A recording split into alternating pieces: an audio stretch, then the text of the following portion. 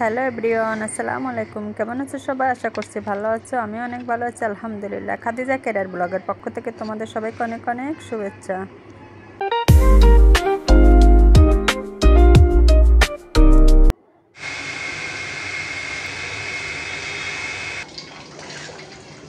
তো রান্নার জন্য কিছু ডাউল বসিয়ে দিয়েছি সিদ্ধ করার জন্য, বুটের ডাউল।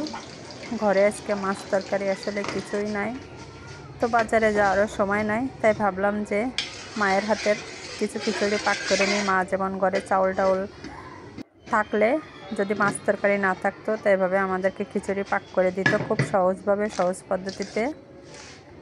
তো ডাউলগুলো সিদ্ধ হয়ে গেছে। এখানে কিছু চাউল ধুয়ে বসিয়ে দিয়েছিলাম, তো চাউলগুলোও উতরানি চলে এসেছে। সেখানে কিছু আলু কেটে দিলাম, আর এই যে হালকা পরিমাণে কিছু মশলা দিয়ে নিচ্ছি, সব আস্তা, কোনো মশলা বেটে দিব না। তার সাথে পেঁয়াজ রসুন কেটে দিলাম, আর এই যে কাঁচামরিচও কেটে দিলাম। সব কিছু আমার মা এভাবেই কেটে দিয়ে রাঁধতো। গ্রামের মানুষ ছিল, শাকসবজিও পেত, শাকসবজিও দিয়ে দিত তার ভিতরে। তো এই যে সে সিদ্ধ করা ডাউলগুলোও এখন দিয়ে দিলাম, দিয়ে এভাবে একটু নাড়াচাড়া করে মিক্স করে দিব। স্বাদযুক্ত কিছু লবণ দিয়ে দিলাম, হলুদের গুঁড়ি, মরিচের গুঁড়িও দিয়ে এখন আবার একটু নাড়াচাড়া করে ভালো করে মিক্স করে দিব। গ্রামের দিকে আসলে অনেক কিছু পাওয়া যায়, একবেলা যদি তরকারি না থাকে তো আশপাশ থেকে অনেক কিছু উঠেও রান্না করা যায়। তো তেলটা দিয়েছিলাম না, তো এখন ফাইনালি তেলটা দিয়ে নিলাম।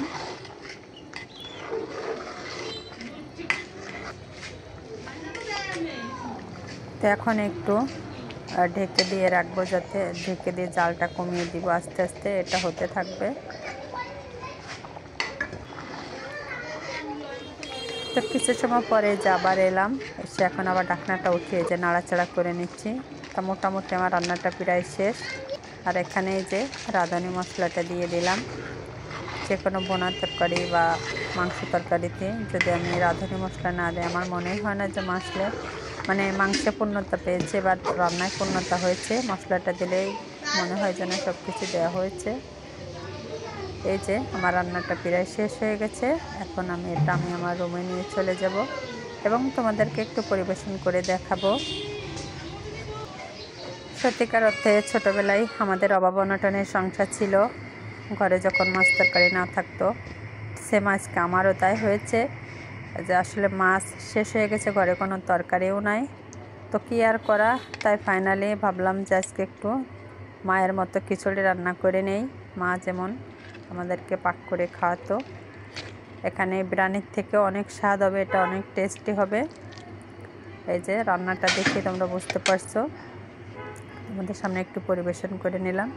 এখন আমি একটু খেয়েও দেখাবো তোমাদেরকে। আর আমার প্রচণ্ড ক্ষুধাও পেয়েছে, পেটের ভিতরে মনে হচ্ছে ইঁদুর দৌড়াচ্ছে, এখনও খায় নাই কিছু। তাই যে বিসমিল্লাহির রহমানির রহিম বলে খাওয়া শুরু করলাম। সত্যি অনেক টেস্টি হয়েছে, অসাধারণ হয়েছে, নিজে রান্না করে বলছি না। তা ঘরে যখন মাছ তরকারি না থাকে বন্ধুরা, তোমরা চাইলে এভাবে ঝটপিট করে সব কিছু কাটা মশলা দিয়ে রান্না করে খেয়ে দেখতে পারো, অনেক সুস্বাদু হবে, মজা হবে। একবার হলো ট্রাই করে দেখো বন্ধুরা। ঘরে মাছ তরকারি না থাকায় খিচুড়ি রান্নার আইডিয়াটা বন্ধুরা কেমন হলো অবশ্যই তোমরা কমেন্ট বক্সে মতামত জানাবে। এই ছিল আজকের ভিডিও। প্রতিটা ভিডিও তোমাদের সাথে শেয়ার করি, শুরু থেকে একটু শেষ পর্যন্ত দেখবে, স্কিপ করবে না। আর ভিডিওটা দেখে যদি তোমাদের ভালো লাগে অবশ্যই একটা লাইক, একটা কমেন্ট করবে, আর তোমার প্রিয়জনদের কাছে আমার ভিডিওটা শেয়ার করে দিবে। যে সকল বন্ধুরা আজকে আমার ভিডিওটা প্রথম দেখবে, সে সকল বন্ধুরা আমাকে সাপোর্ট করে আমার চ্যানেলটা সাবস্ক্রাইব করে বন্ধু হয়ে পাশে থাকবে।